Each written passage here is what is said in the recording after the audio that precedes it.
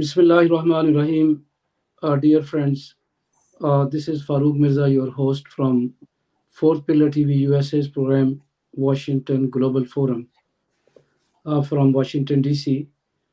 We welcome Professor Dr. Ghulam Mujtaba Saab, a very big name in US politics, and he's a strategist, foreign relation expert, and he's a columnist and blogger and community activist. Dr. Saab, uh, another introduction I want to give to our audience. Most of the people they are not unaware of your potential role uh, fixing Pakistan-U.S. relationship, and especially you are one of the advisor to Chairman Foreign Relation Affairs Committee, Michael McCall. And today's program is all about uh, U.S. Foreign Relation Affairs Committee, and there is one bill is pending in this committee, and I don't know what will happen, and you will hear from you. Uh, One of the Arizona congressman, Andy Biggs, he on January 9th, he submitted a bill uh, saying to terminate Pakistan from U.S. Favorite nations list. There are many nations favored in U.S. list, but this particular time and environment, and this petition is filed, a bill is filed now. It is on the table, and you are also an advisor and representative to Pakistan, uh, appointed by the Michael McCall. He is the chairman of Foreign Affairs. Your role is very important, and we will see how you will play your role to kill this very bill against Pakistan. And another thing, you wrote a very serious note, and now is part of an article, and you said Pakistan's diplomacy, lobbying, and its reputation is tutters globally. Very big words. Dr. Saab, there are two bills you talk about. First bill is terminating Pakistan's favorite nation status, HR 80, and submitted on January 9, 2023. And the second bill is HR 1430, filed on October 14, 20. Steve Chabot, his another sponsor, Indian American, and he's also a part of Pakistan caucus, a friend of Tar Javed and Sheila Jackson Rao Khanna. So they jointly filed this bill. We don't know what is the update about this bill. That was against Pakistani army. That Pakistani army was involved in killing Bengalis, Indian Bengalis, 2 million in 1971 war. Very dangerous bill. The contents are very and the seriousness of this matter. Our own Pakistani American, they were involved in this conspiracy theory. So, Dr. Saab, you said very powerful words that the reputation, the lobbying, and the diplomacy. So, why you said this thing? What is in your mind? What do you want to say? Thank you very much, Farooq Mirza Saab. It is one of the most important topics that includes foreign policy of Pakistan and the economic policies that is in doldrums today. What Pakistanis should concern is the foreign policy, what is happening today, and the economic policy, how the upheavals are being to be faced in the days to come. In order to understand that, and in order to understand for your audience and the students of international relations at different universities of Pakistan and Pakistani press, there are two committees in the United States that puts the recommendation on behalf of the Congress and Senate before the President, and the President signs a bill. One of the committees in the lower house is called the Foreign Affairs Committee of the US Congress, and the one at the upper house is called Foreign Relations Committee of the US Senate.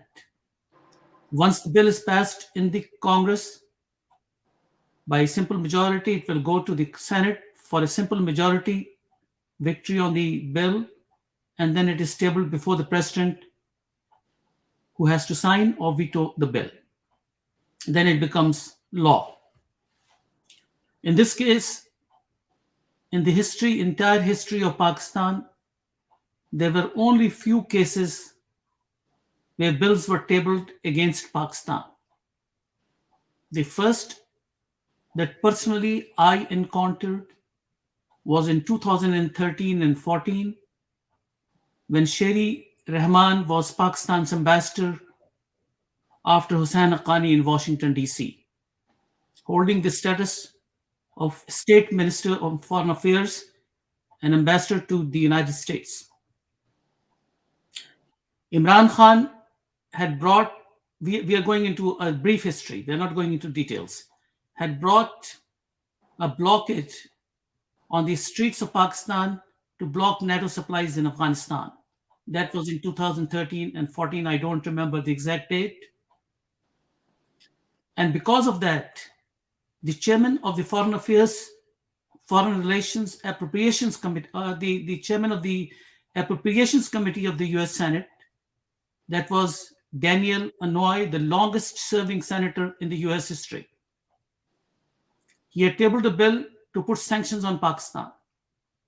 I went to Rayburn Building with Joanne Herring, the American icon on war with the Soviet Union in Afghanistan, General John Bradley, the chief of the US Air Force Reserves, Susan Bradley, his wife, and Michael McCall, who was the co-chairman of the Homeland Security Committee of the US Congress at that time. These four people supported me before going to Daniel Inouye's chamber and said, Dr. Mushtaba, we will give you full support while you talk to the senator, and we will try to bring things in favor of Pakistan and allow you an opportunity to get a withdrawal on this bill to put sanctions on Pakistan. It was 2 to 3 hours meeting with Senator Inouye, and finally he was convinced with my arguments to withdraw the bill against Pakistan. That was a great effort, a great accomplishment that I got it for Pakistan, and I was never recognized by the Pakistani establishment on the working that I did for Pakistan and put my energies, resources, and my good offices to get something for Pakistan. That was a big thing. What happened next? This is on record, and I want to make it a record for public opinion, that Sherry Rahman's office called Senator Daniel Inouye's office and wanted to seek an appointment with him in order to capitalize on what I had done, removing the bills on sanctions against Pakistan. Daniel Inouye's office informed me that we have refused to meet Sherry Rahman and given an audience, and it was told to her that she has to come through the Department of State through proper channel in order to seek an appointment with the senator's office. I informed Pakistani establishment, Pakistan's army, and all those who matter in Pakistan without naming them, that this is what happened and was an embarrassment for me and for Pakistan, that something that has been done was tried to be influenced to capitalize on the issue based on a dismal performance of Pakistan's ambassador. The note was taken seriously and responded. Now, this is the second time. What happened is, when Pakistan is going through all this, I had been in negotiation with my friends in the US Congress. And that is not only Chairman Michael McCall, who is the chairman of the Foreign Affairs Committee, it is also with so many other leaders of the Congress who are supportive of me because of the type of relationship that I maintain as a Pakistani American in lobbying these senators in the US Congress. We are friends, and certainly we would continue to remain friends in their workings in the Congress, and as myself, a senior leader of the Republican Party. Anything that matters in the House, Michael McCall, a great friend, who himself offered me a position to be the advisor on mostly South Asia and Pakistan, and I would like and love to do and give him my input on the ground reality. Dr. Saab, Dr. Now Saab, thank coming to you. your question, yes, at this time there is one bill that was initiated immediately after the takeover of the 118th Congress. Your audience should know that Congress is re-elected half of the Congress every 2 years. So half of the Congress goes for election every 2 years. And there was election here in November. And because of that, those results, new Congress was formed and the Republican Party got majority back again. And because of this majority, Michael McCall, the congressman who has had been chairman of Foreign Relations Committee before the Democrats became the chairman, and he was leader of the opposition, or called the ranking member of the US Congress in Foreign Affairs. Again became the chairman with the new Congress in power, that is 118th Congress. In the 118th Congress, the 80th bill that came on the floor was on terminating the designation of the Islamic Republic of Pakistan as a major non-NATO ally, and for other purposes means financial, economic, military, and other helps to Pakistan. Dr. Saab, With this, this bill these that are you presented just now, Andy Bill, who is a congressman from Arizona, it stipulates that Dr. Saab, Pakistan's status should be withdrawn. these details we will keep discussing, and I will come back to you. But what this has to do with the reputation and the lobbying, you talk about the diplomacy is not working. So there is an army of Pakistani diplomats, high ranking, highly educated, experienced. Like we have an ambassador, Masood. He was a president in Kashmir, and appointed by the Pakistan Tehreek-e-Insaf. And one of the lobbyists, she contacted me. She's also working, and she claimed that she and the diplomats, they are working 2027, uh, 24/27. And she claimed that she is the one who fought for this bill, to kill this bill, previous bill, against the Pakistan Army genocide, using backdoor diplomacy. And in the same way, we have our diplomats in United Nations ambassador, United Nations Permanent Mission, Munir Akram, and we have a four diplomatic missions, and we have an army of lobbyists, and government of Pakistan paying a hell of money, and even the $120,000 per month, just to fight on diplomatic fronts. And you are saying the diplomacy and the lobbying, the credibility and reputation is muttering. So what is this? What is this has to do there, sir? What is in your mind?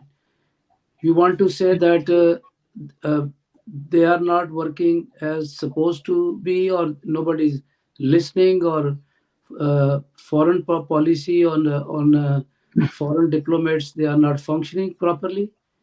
That's what you want to. It's a very good question, Farooq Mirza Saab, and it's a very to the point question on the subject. The word you have used, the resolution or the bill was died down. What does that mean? Let me tell you. The first bill was presented by Steve Shabert in 2021, October 2021, and the new Congress, that is 118th Congress, that happened in 117th Congress. 118th Congress took oath this year. So anything that was pending, had not gone for debate or voting, normally becomes a dead bill unless it is being renewed through a new docket number by the new Congress that has taken place, and then the bill is reactivated. We have to see if the bill gets reactivated or not by the sponsors of the bill. So you Till mean that to time, say they are till that looking time, for till, hold on you a mean second, to till say that they are time, looking for new sponsor. As soon yes. as they will have a new sponsor, they will come back with the new Yes, tracking. yes. There are two types of results. One is the one I mentioned to you deliberately about Daniel Anwai. That bill was not killed. That bill was withdrawn by the sponsor. That means the sponsor was convinced that the bill is not right or not justified, getting the convincing evidence, and that evidence was given by me to Daniel Noy and allowed him to withdraw the bill. So the bill was withdrawn. It was not a dead bill. Dead bill can be activated anytime. It is not withdrawn. There has been no effort done to withdraw the bill, and the sponsor of the bill still can reactivate it anytime they desire so. That's law of the US Congress. Dr. Saab, Now, you are now if very someone claims that they have worked 24/7, day and night, to get the bill dead, that is the rubbish. No one worked anything. It is just this term of the Congress was gone, the 117th Congress, and automatically it becomes a dead bill without applying any force, without convincing anyone, without lobbying anyone. So this is absolutely rubbish statement.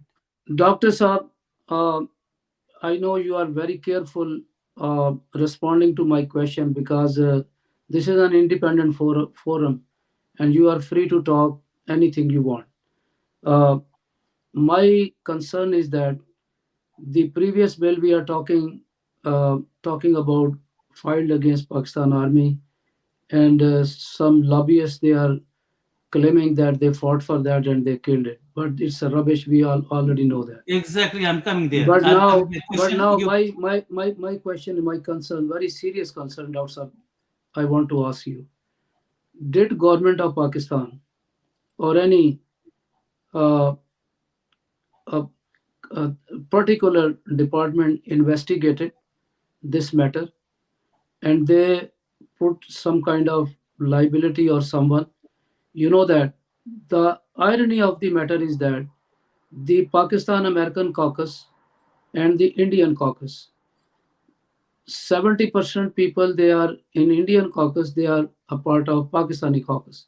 Rao Khanna, Sheila Jackson, and the Steve Chobert, they were all three together. They supported this bill, and the Rao Khanna is a part of Pakistani caucus. And you know that these diplomatic this a family, how it's working and how strange their functionality is that the Pakistani American diaspora is so frustrated and furious to know all about these facts. So the people they were awarded Pakistan's highest civil award in Pakistan, not for doing something for Pakistan, for damaging Pakistan, for ruining Pakistan's credibility, and even the ruining the credibility of Pakistan Army submitting fake and phony uh, contents. So nobody took action, and now, Dr. Saab, there are almost uh, 12 to 1300 lobbyists. They are active right now, like Holland and Knights, uh, Ehtesham Ashi, Tony Ashi, BLJ Worldwide, Fenton Communication or Loop, and the Linden Government Solution, and Granier. They just paid $100,000 per month, and Kashmir Action Network, and they are taking 35,000, previously 7,000 per month from the government of Pakistan. Then Chennai consultant, then Brownstein is 100,000 and 100 to $120,000 per month. Even they hired a CIA operative, Robert Leonard Graner, and they hired him for the lobbying. And after this army of these lobbyists and the army of diplomats, so why these bills keep coming? What is behind? Dr. Saab, why diplomacy is not working? Are they not simple enough or credible enough? They are not trained enough or responsible enough? What is going on? Why diplomacy is not working, Dr. Saab? You hit the bull on dot. Let me tell you, the problem with Pakistan, you have identified that Pakistani resources are being totally abused for getting capital gains and making money, minting money out of Pakistan's treasury. Pakistan has not received any response of the resources that has been used for Pakistan in order to lobby for Pakistan. Let me put the question in a different way to make your audience understand in a better form. Had I been Pakistan's foreign minister, had I been Pakistan's prime minister today, and had I learned that a bill against Pakistan's army has been placed, asking the Congress to approve it, proving to be a genocide on behalf of Pakistan army against 1 million Hindu Bengalis in former East Pakistan. Let me dissect the entire issue. The population of East Pakistan in 1971 war. Dr. Saab, you are dodging my question. This is No, not no, I I'm want to coming. hear No, from no, you. no, no, I I'm want to coming. hear from you why No, the diplomacy is not working, Dr. Saab. no, I'm coming to you. The 1971 war, the entire population of East Pakistan, including Bengalis and non-Bengalis, was 75 million, 7.5 crores. Seven, and 7.5 crore of that, there were 4% Hindu population. So how come more than the entire Hindu population of East Pakistan, the genocide was carried out by the Pakistani military? It's rubbish. The report of the CIA and the report of the State Department and US Embassy in Dhaka, consulate in Dhaka, carries the details, and that is readily available on the Google. The entire genocide that happened from both sides, Bengalis, non Bengalis, civilians, and military, was not more than 400,000 in East Pakistan. Not Hindu Bengalis. So, this was something that negates the US version of 1971. So, how can US Congress deny its own version of the US officials who were on ground at the time when the things happened? Also, That means that was a we negation. discussed this. That means We that discussed listen, many times. These facts we already discussed. Let's I know, yes, but come to I'm the coming to question, that. Doctor. How can US congressmen of Indian descent, who is of Indian descent, come up to the US Congress and inform the US Congress to pass a bill which is biased in favor of India, that does not reflect any patriotism towards US for which he has the oath as a citizen of the United States and as a congressman in the US. Now the second thing is, how come Pakistani caucus made him a member of Pakistani caucus when he tabled a resolution that was detrimental to Pakistan's interest? Number three, how come Pakistan's the then ambassador, who is now the foreign secretary of Pakistan, happened to welcome him and give regards to him on behalf of the government of Pakistan and give highest Pakistan civilian award to those who mattered in this thing, and Pakistan admired their efforts? Was that an admiration to the bill that went against Pakistan? Whether it is dead or it is alive is a secondary issue. The thing, how dare such a bill come to the floor of the Congress to misguide the Congress after 50 years of the incidents? And how dare Pakistan's embassy and Pakistan's ambassador allow that to happen using Pakistani caucus and members of the Pakistani caucus to do that? This is something strange that clearly shows that what you said just now, that Pakistani resources were used against Pakistan and by Pakistani oligarchy. I do not know if they are working for foes of Pakistan and getting any privilege and perks from the other side of the camp and damaging Pakistan's interest, which is all these things, what has happened, are detrimental to Pakistan's interest. I Dr. do Saab, not see Dr. the Saab, lobby, I do not see the performance of any lobby, of those who are working as lobbyists declared under FARA Act as members of the lobby to promote Pakistan's interests and having been paid hundreds and thousands of dollars. What did happen? The resolution, the bill is dead, is not withdrawn. And had it been withdrawn and convinced to the members of the Congress, how come we see a tougher bill today on January 9th to terminate the designation of the Islamic Republic of Pakistan as a major non-NATO ally? Why did this happen? If the congressmen were convinced that it is not the Dr. case here, Saab, it happened in the same way when the previous bill against Pakistan Army was filed. And the person who was leading all the show, Tahir Javed, and he used to hold secret meetings in his apartment, Texas, Houston, with Rao Khanna and other uh, enemy country. And everybody knows that. And now, if you check his businesses in United States of America, more than 13 to 14 businesses. He's a multi-billionaire.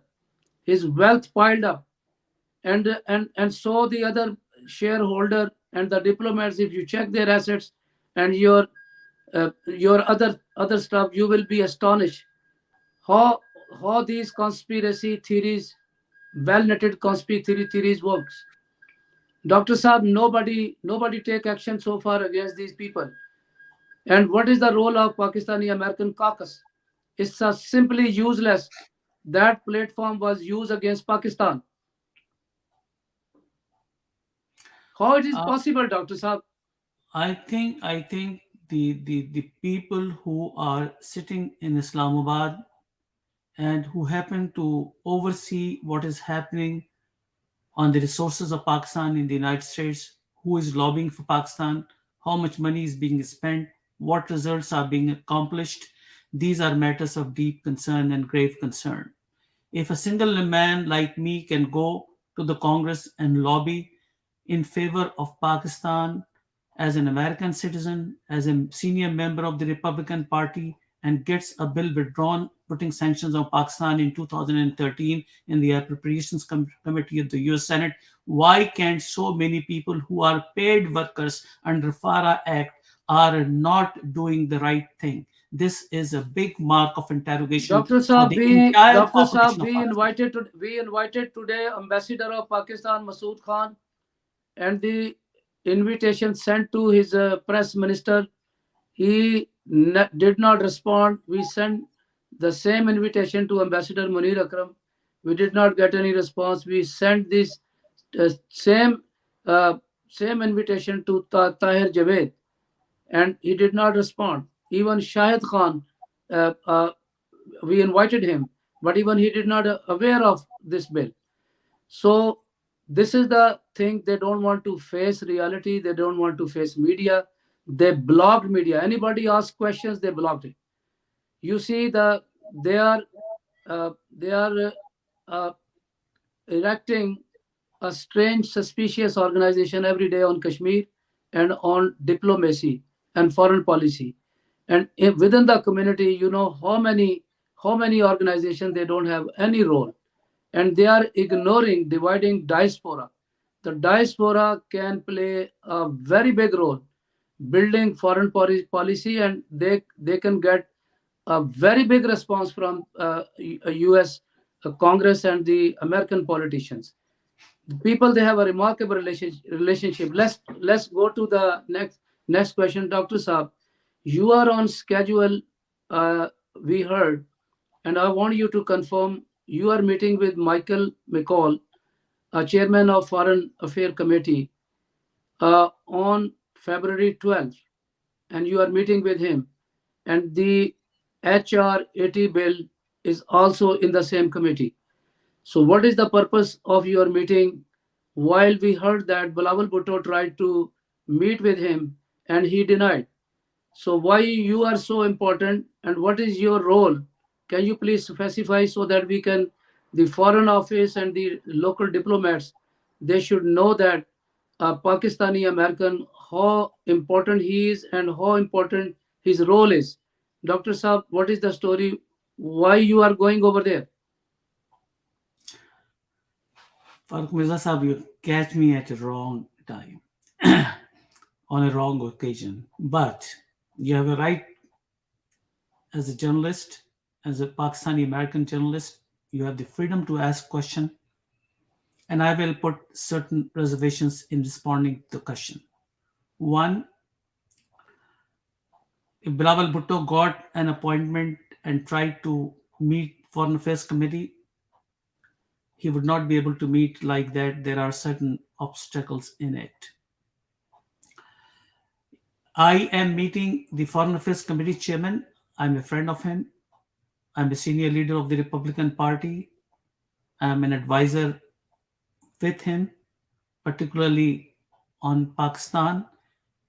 I have been invited not only once, number of times on matters related to Pakistan.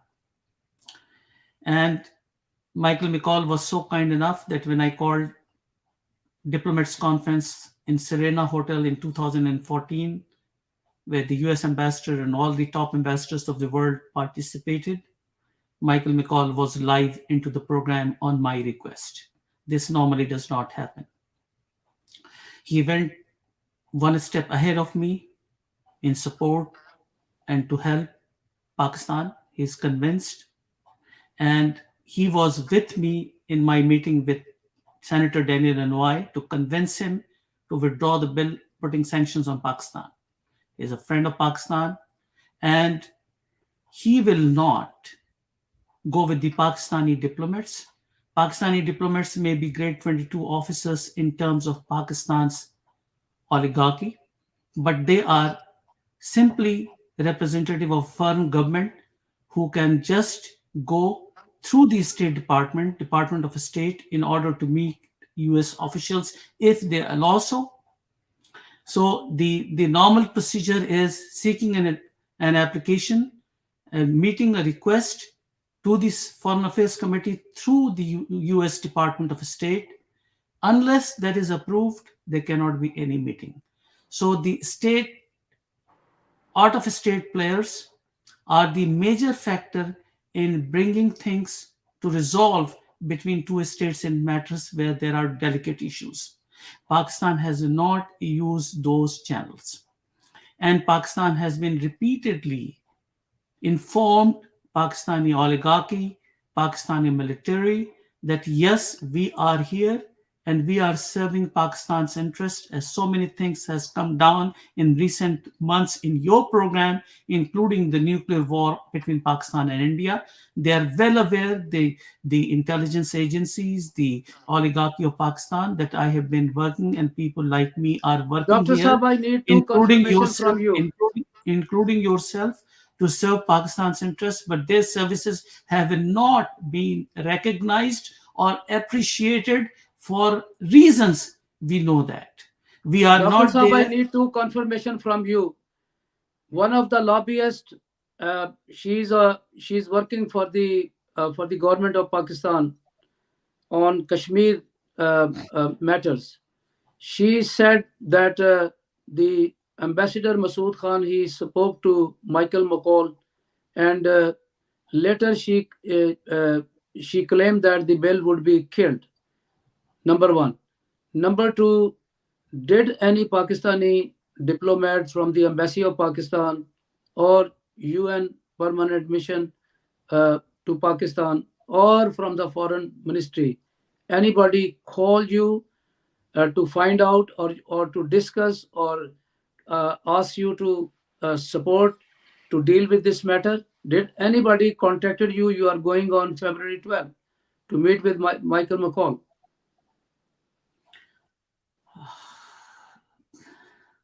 I don't know how to answer that, but let me give you an indirect answer.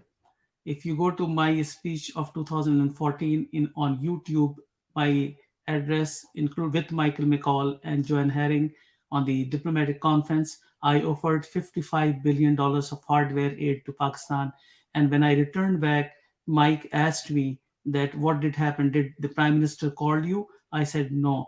Joan asked what happened. Not the prime minister never called you. I said not even his secretary called me. So what are you talking about, the prime minister? He said okay, then we know that. When a message like this goes across the board, when someone says like this across the board, the message should be receptive, should be taken by the high ups in Pakistan, as this is a serious issue for Pakistan and matters to Pakistan. And if this is not received properly, then certainly we know the answer. Dr. Saab, you did not confirm and you did not answer that anybody from the Foreign Office or Embassy of Pakistan in Washington, D.C., they contacted you, or any diplomats they contacted you for next week's meeting, Not or they think that you are on on their toe, or you are doing their job and you are not supposed to, or what is a professional jealousy or something, a matter of efficiency or privileges? What is this, Dr. Saab? You give the answer yourself. When Sher Rahman called the office of Daniel Lanoye to seek an appointment after what I did, shows what they want. They want to show that they have contributed something and they have failed to contribute anything. So they want to put a blind eye, ignore the things, and just let it go like that. That is what they can do at best. It is not their interest with Pakistan. It is their interest with their positions and their official capacity. They do not have the capacity to perform, and they want to keep the offices they are holding. And in order to do that, they want to hush up those things, those activities, and they don't want to filter those things to go to the high ups in Pakistan, including the intelligence agencies and the chief of the intelligence agencies and Pakistani military and the oligarch. So this is their strategy. They will not respond to you under no circumstances because they feel belittled in such activities if they could not perform anything. When they say that they killed the bill, what does that mean? What efforts were there? The bill was dead just because of the fact the US Congress 117th lost its term. It's a new term now. That does not mean any effort to withdraw the bill. The bill was not withdrawn. The bill is still there, that can be reactivated. What the They are hell lying happened? to They they are are just lying to God. BS. That is just a BS, nothing more than that. They are lying, and they are sending government of Trying to cover Pakistan up the back entire home thing. wrong facts, wrong Yes. facts. Dr. Saab, let me ask you one more question. Look at the environment and the condition. Right now, the IMF team is in Pakistan. They are about to seal the deal. Subject to the condition, they will raise prices, and they will do they will work on the tough sanctions and demands. One more thing I So want to add before you go. Just one more thing. A note I want to give here. I know this program is being tagged and being listened by most of the people in the US establishment and in the Pakistani establishment. In order for them to note it down, I want them to note it that any contribution that is done by the Pakistani Americans independently should be recognized, and these people who are not doing anything in support of promoting Pakistan US relationship are detrimental to this relationship. And their way, method, their methodology in dealing such cases is that anyone who speaks against them is labeled as anti-establishment in Pakistan. I want to make it very clear to the Pakistani establishment. We are more patriot than yourself. We are more Pakistanis, the Pakistani Americans, than what you are. We are contributing to Pakistan selfless. We are contributing to Pakistan voluntarily. We are doing for Pakistan through our own resources. You are being placed in the offices because you are being paid. You are getting the perks and privileges. And Bilawal Bhutto Zardari was here for weeks with a dismal performance. And we are here on our resources and is still helping Pakistan to come to its own foot on foreign policy and economic policy. We are the people, they are Dr. helping Saab, Pakistan with $30 billion of our remittance through banking channels to Pakistan, which is more than two-thirds of Pakistan's budget. Why would you label us as non-patriots? Because it does not serve your interest. It does not help you to promote your perks and privileges. This is rubbish and bullshit. We are not Dr. going to Saab, tolerate such activity against Pakistani Americans and Pakistanis, labeling them as unpatriot. We are the most patriot people of Pakistan. Let this be very clear to them. Dr. Saab, two-time Foreign Minister Bilawal Bhutto, very brilliant foreign minister and very dedicated. I like him myself. He came to USA. These diplomats and these people working in departments, they hide him from the media, from the community, and the diaspora who really very close to Pakistani American politicians, congressmen, and senators. They hide them. They hide them quietly, and they introduce people that do not have any capability. They are useless. So that's what they do. I believe these diplomats, they are working against Pakistan, even fooling around with the foreign minister and other high ranking envoy coming to US. They blocked media intentionally. Now come to the my question. I was You interrupted me. Look at the environment and the condition. The IMF is right now dealing with Pakistan, and they recently met with the Prime Minister of Pakistan, and they are agreeing most of the terms, and hopefully the Pakistan will get the installment that would be a big relief at this time of financial crisis. But this particular bill, uh, the HR 80, is also subject to the condition. They are asking the President of United States of America uh, to make certain uh, certifications linked to the terrorism on Afghanistan-Pakistan border, and to deal with the different the Mujahideen and the organization in Afghanistan.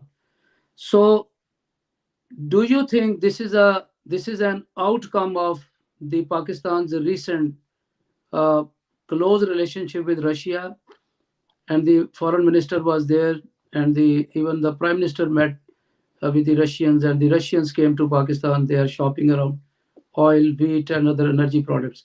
Do you think this is the consequence of that? These bills start coming, or is just a business as usual? Do you want me to tell the truth? Dr. Saab, go ahead. The truth will be very bitter. Okay. My mother, my father, and myself, we were in our house. I was a young boy back in the early 1960s. In those days, the thieves used to come crossing the boundary wall of the house. Not big guns, not Kalashnikov, not big weapons at that time. The thief crossed the wall, came inside the bedroom, took out one of the suitcases, and went to the boundary wall to jump outside with the suitcase. In those days, my mother shouted at my father that, look, chor aa gaya. My father woke up and she started shouting chor, chor, chor. And it was so loud that the neighbors and everyone, they started pouring into the house and the boundary wall. Of those people, the thief was himself one of them shouting chor, chor. My mother said to my father, look at this man. He is the chor and he's shouting chor, chor. Thief. Chor means thief in English for those who do not understand Urdu. My father said, just keep quiet. If I point him out now, then next time neighbors may not come telling us that we pick one of them as chores, which is they would not agree on that. So let's keep silent. Here, what is happening in the case that you are saying, the thief is within, the problem is within. The people who are damaging Pakistan's interest are within. And they are saying Gaddar, Gaddar, Gaddar to those who are patriots of Pakistan, for those who are raising voice in the interest of Pakistan, like yourself, to those who are bleeding in support of Pakistan, but they are being targeted as anti-establishment, as Gaddar, as someone who is not sincere, because you are damaging the interest of the lobby that is minting money out of Pakistan. It is not Pakistan's interest to go with Russia. It is not Pakistan's interest to go with China. The only interest are the interest of these people in making corruption. In order to facilitate corruption, they have to go with China and they have to go for Russia. But the next question is why? Why so? Why Russia? Why not the West? Why not America? If you want me to answer that part of the story, then certainly I am in no position to show you the file that the US Congress has it. I am in no position to disclose, reveal the information that exists with the oligarch, with the establishment, with the Congress in this country on the deeds of those who are sitting in power today. That means that they have their weaknesses readily available here, what they have done and what they have Dr. committed. Saab, Dr. Saab, in response to your this particular, in a very traditional way, you responded in a different way. I will ask you the nature of the relationship right now. Damage, I think, is almost done. But recently, the United States of America issued a statement that Pakistan can buy oil and an energy product according to his needs from Russia. Okay, now let's talk to the nature of the relation with the India and in the Russia. The Russia gave India S-400 against Pakistan and China, and they installed, and after that they fired a missile, and still respond is pending. So the India has a remarkable relationship with the United States of America and the West as well. So if there is not problem on that end, what seems to be the problem if Pakistan will knock at the door Russia for its energy, wheat and oil products? So Okay. I think the nature of the relationship shouldn't be changed, and there shouldn't be any dent in the foreign policy. Pakistan has a long term strategic relationship with the United States of America. It will never change. So what exactly you think that the kind of these bills against Pakistan is just to put the pressure or just to uh, No, it is not. It is push not a Pakistan pressure. to corner? No, it is not a pressure. It is a serious bill, and the mood of the U.S. Congress and U.S. leadership here in this country has changed because of so many incidents that happen, and we need to repair as Pakistani Americans and people living in this Okay, country. last question. If this bill, they pass this bill, what will happen? What would be the consequences down the road in terms of Pakistan America relationship, and the what would be the impact on the sanctions, the relationship, strategy, defense mechanism, and other bilateral relationship? You don't need any explanation. You can see what is happening in Afghanistan. The US support and umbrella in Afghanistan is gone. What is happening in Syria? There is no US umbrella there. What is happening in Yemen? There is no US umbrella there. What is happening in other places of the world where there's no US umbrella? That means the human rights violations and atrocities and everything that is beyond comprehension of humanity is going on. Violence, chaos, lawlessness. US support is not there. And it is only Iran that is maintaining its power because of the inherent oil wealth. Other than that, no country is surviving at all. And Pakistan would be no different in terms of fate if US umbrella is gone out of Pakistan. Even today, with all these attitude that Pakistani leadership has shown and the tilts that Pakistan has shown towards Russia, Dr. Saab, the, last question to you. Right now, the Pakistan is fighting against terrorism in a very difficult way. And Pakistan is at war right now, in the middle of the war. And this is not Pakistan's war. These are the remains of the power corridor. So America is not in the region, but Pakistan is suffering right now, damaging its infrastructure. These terrorists, they are a kind of different kind of human being. They don't respect human life. So the Pakistan is the only one suffering. I think it's if Pakistan suffered a lot, but they stopped terrorism on this border, going into the rest of the world, and the rest of the world is in peace. There is no element of terrorism. But if it escalates, it's possible that uh, it will also escalate in the rest of the world.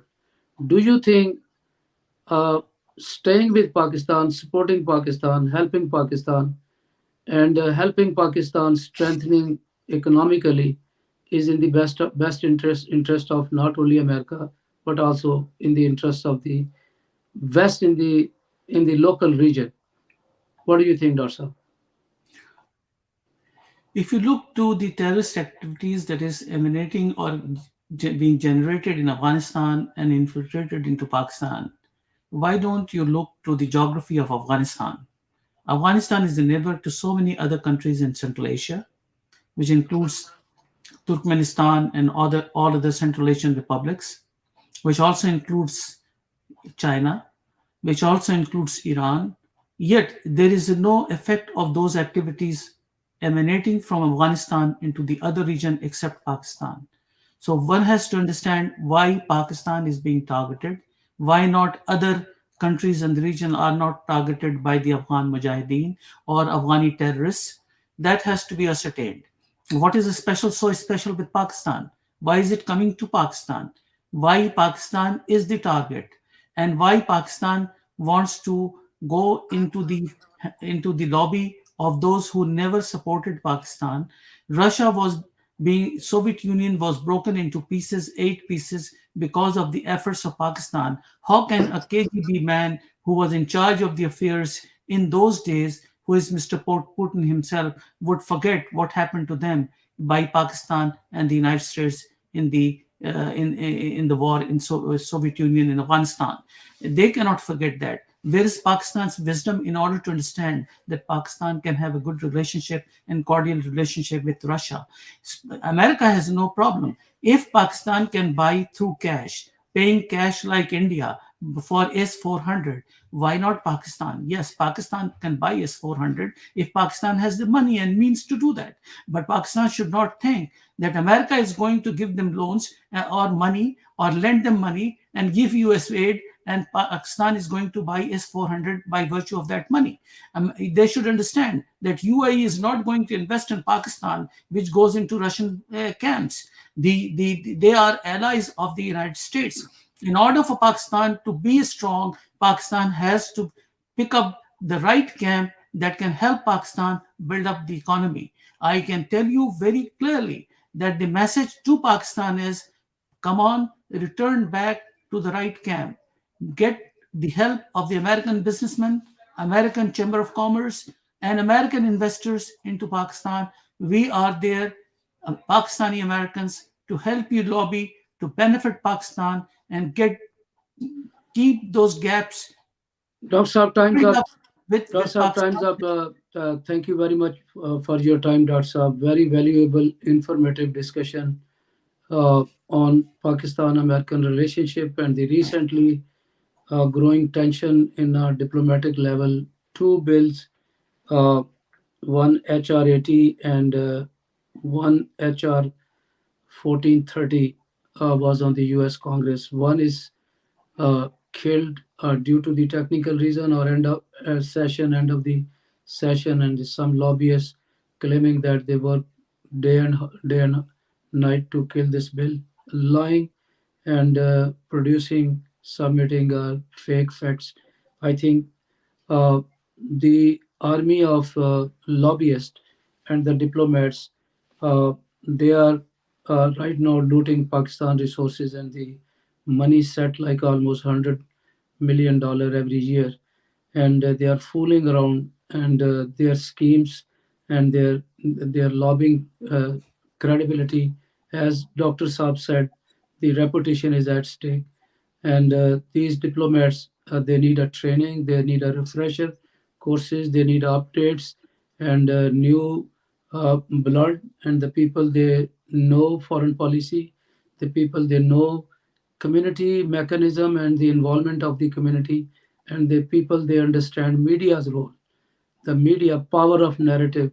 But they are blocking media, and they are blocking high ranking foreign diplomats and the Pakistani envoy coming to US. Even they are hiding the uh, the foreign minister of Pakistan from the media and community, and they are fooling around with they are involved in wheels and deals. I think uh, the government of Pakistan, they should review and they should start investigating uh, these diplomats' affair and their activities, and what is their efficiency and what they achieved so far.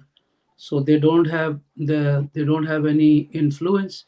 They are lying, and they are involved in wheels and deals. So this is one of the front Pakistan should focus on that, and diplomacy is definitely is not working. And secondly, the role of diaspora is very important, as Dr.